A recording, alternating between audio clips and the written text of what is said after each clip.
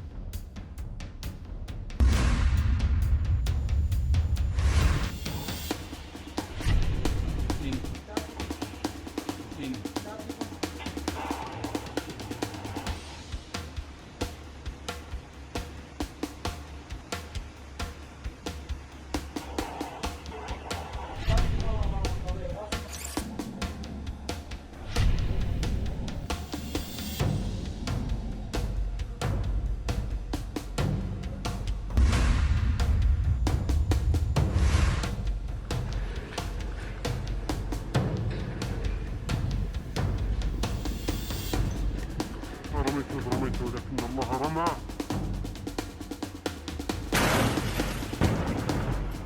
الله أكبر ولله الحمد.